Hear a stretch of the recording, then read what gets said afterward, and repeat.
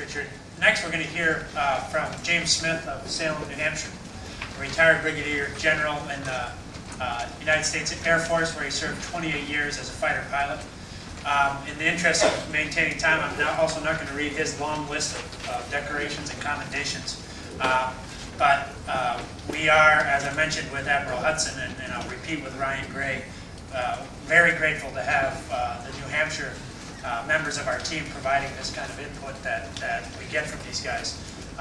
General Smith is going to just spend a couple minutes on one of the issues that Richard raised, which is the impact on our force readiness as a result of what we've been through here for the last 7 years, what it means for the next administration and for the country.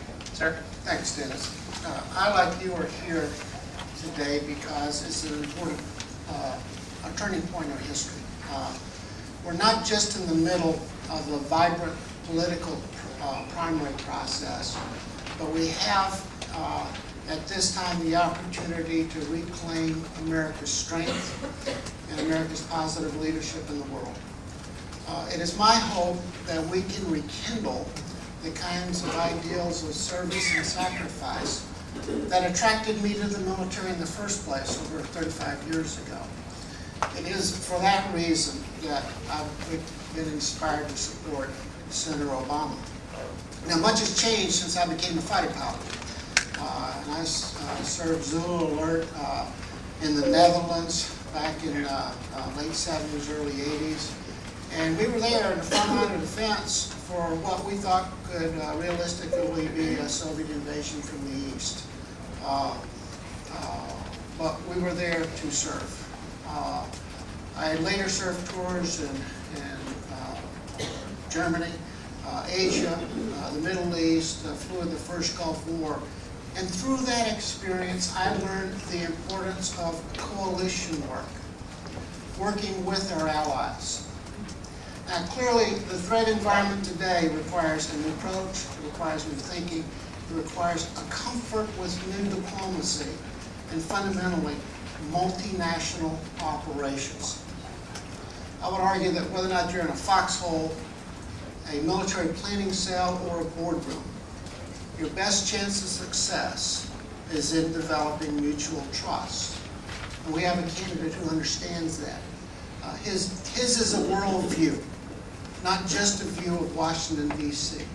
He has astute powers of observation. As Richard said, he listens, and he listens, and he understands that the world today requires multinational thinking, both military and diplomacy, not unilateralism. Now, we have some serious challenges ahead of us.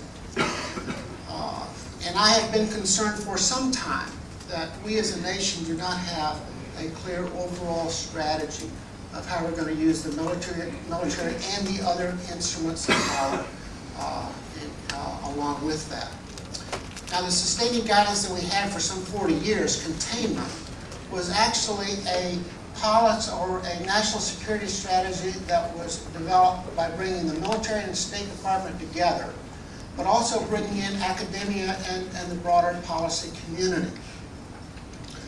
That process demands that you have a consensus builder at the helm. We have not had that for a very long time. And I don't mean for 7 years. I mean a very long time. To have that kind of leadership to fundamentally refocus where we as a nation are going in our military and national security strategy. Both the wars in Afghanistan and Iraq are taxing the resources of our armed forces and our nation. There is no question at all that our troops have done a magnificent job. They have established stability. Now what? Okay? What is the next step? What is the long-term strategy? If we have provided that stability, when do the Iraqis take responsibility? What is the long-term prospect for both those nations and ours as well? But that's not the only problem we face. Currently, we do not have a single combat brigade on readiness status to deploy in the United States. They're all committed. We are with a myriad of challenges facing us as a global power. We do not have the ability to respond unless we pull forces that are committed today. We need to reset our military. We need to replace badly needed equipment.